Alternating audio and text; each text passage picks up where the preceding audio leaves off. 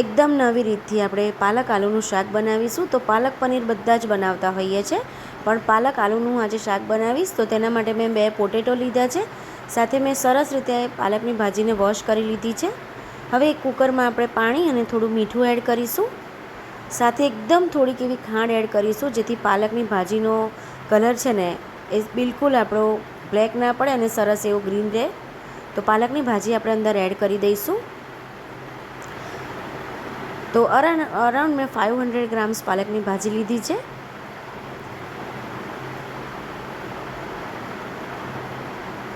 દસથી 15 મિનિટ માટે આપણે પાલકની ભાજીને થવા દેવાની છે કુકરમાં.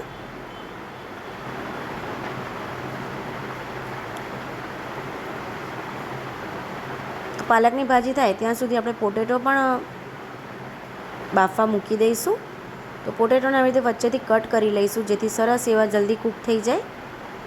મીઠું એડ કરીશું અને પોટેટો પણ આપણે બાફવા મૂકી દઈશું. તો પાલકની ભાજી અને પોટેટો બંને રેડી છે. હવે આપણે ગ્રેવી કરી લઈશું. તો ચોપરમાં મેં આવી રીતે ચોપિંગ કરી લીધી છે ઓનિયનને. તો 2 ઓનિયન લેવાની છે અને એની સામે એક ટામેટું લઈશું. તો ટામેટાને પણ આપણે ચોપિંગ કરી દઈશું. તો તમે આવી રીતે ઝીણું કરશો ને તો બહુ જ સરસ એવો ટેસ્ટ લાગશે. તો ડુંગળી અને ટામેટું બંને રેડી છે. પાલકની ભાજી પણ આપણી રેડી છે. પાલકની ભાજી ઠંડી થયા પછી જ આપણે મિક્સર જે ગ્રાઇન્ડર આવે છે એનો બાઉલ આવે છે, એમાં આપણે પાલકની ભાજી, આદું, મરચાં અને લસણ લઈ લઈશું. તો આ રીતે તમે કરશો ને તો ઘરમાં બધાને જ બહુ ભાવશે અને એકદમ સરસ એવો ટેસ્ટ આવશે. તો પેસ્ટ પણ રેડી છે, તમે જોઈ શકો છો, કલર પણ ચેન્જ નથી થયો. હવે એક પેનમાં આપણે ઓઇલ અને થોડું ઘી લઈ લઈશું. ઓઇલ અને ઘી થાય એટલે આપણે જીરું એડ કરીશું.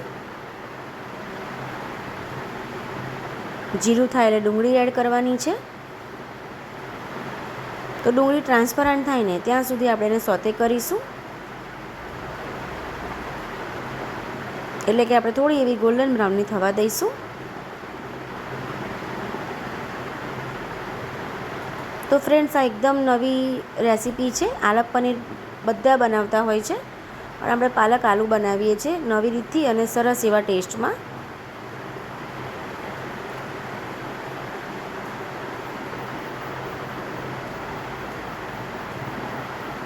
તો આપણે ગ્રેવી શેકાવવામાં બિલકુલ ઉતાવળ નથી કરવાની, નિકન એનો ટેસ્ટ સહેજ પણ સારો નહીં આવે. તો ઓઇલ રિલીઝ થવા લાગ્યું છે. ટામેટું એડ કરીશું. હવે ટામેટાને આપણે સરસ સોતે કરીશું ડુંગળી સાથે. તો 2 ડુંગળી લીધી હોય ને એની સામે એક ટામેટું લેવાનું છે. હવે ઓઇલ રિલીઝ થઈ ગયું છે. મીઠું એડ કરીશું, એને થવા દઈશું અને બીજા એક નાના પેનમાં આપણે ઘી એડ કરવાનું છે. અને જે પોટેટો આપણે બાફ્યા એને આવી રીતે પીસમાં કટ કરી લઈશું. બહુ નાના નથી કરવાના, બહુ મોટા નહીં એવા કરીશું. મીઠું પણ એડ કરી દઈશું. તો બાફતી વખતે આપણે મીઠું એડ કર્યું છે એટલે આપણે અત્યારે ધ્યાન રાખવાનું મીઠું એડ કરતી વખતે. સરસ એવા લો ટુ મીડિયમ ફ્લેમ પર એને ગોલ્ડન બ્રાઉનના થાય પોટેટો ત્યાં સુધી આપણે એને શેકીશું. તમે જોઈ શકો છો, સરસ એવા આપણા બટાકા પણ સોતે થઈ ગયા છે. હવે આપણે ગ્રેવી ચેક કરી લઈશું. તો ગ્રેવી પણ થઈ ગઈ છે, ઓઇલ રિલીઝ થઈ ગયું છે. હવે જે પેસ્ટ બનાવી આલુની એ એડ કરીશું. તો આ પાલકની પેસ્ટ તમે જોઈ શકો છો, કલર એનો બિલકુલ ચેન્જ નથી થયો. તો પાલકની પેસ્ટ એડ કર્યા પછી આપણે 10થી 15 મિનિટ એને થવા દેવાનું છે.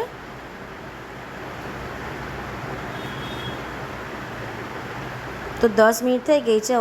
ઓઇલ પણ આપણું રિલીઝ થવા લાગ્યું છે. એને સરસ આપણે મિક્સ કરતું રહેવાનું છે, જેથી નીચે તળિયે ચોંટે પણ નહીં.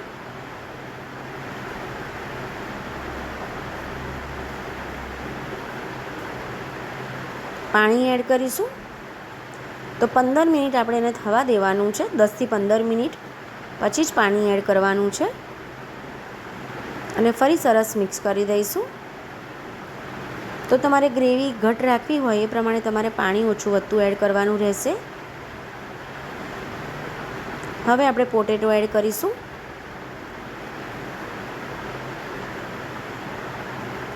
સરસ રીતે મિક્સ કરી દેવાનું છે.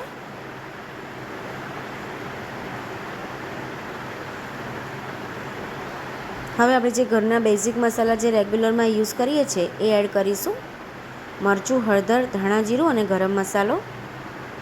તો ફ્રેન્ડ્સ, મારી ચેનલને લાઇક, શેર અને સબસ્ક્રાઈબ જરૂરથી કરી લેજો. અને હા, જો રેસીપી ગમે તો નીચે કોમેન્ટ બોક્સમાં કોમેન્ટ પણ કરી દેજો. તો ઓઇલ આપણું રિલીઝ થવા લાગ્યું છે, સાઈડ પરથી તમે જોઈ શકો છો. એટલે કમ્પ્લીટલી આપણી પાલક આલુની તૈયાર છે, જે પંજાબી સ્ટાઇલમાં આપણે બનાવ્યું છે, એકદમ નવા ટેસ્ટમાં. તમે જોઈ શકો છો, કોઈ કહે જ નહીં કે આપણે પાલક આલુ બનાવ્યા છે. લાગે છે ને પાલક પનીર જેવું ફ્રેન્ડ્સ. તો આ રીતે જરૂરથી ટ્રાય કરજો. અને લાઇક, શેર, કોમેન્ટ અને સબસ્ક્રાઈબ કરી દેજો. બધું જ ફ્રીમાં છે ફ્રેન્ડ્સ, તો ફટાફટ કરી લેજો. અને આ રીતે એક વખત જરૂરથી ટ્રાય કરજો friends. Thank you so much.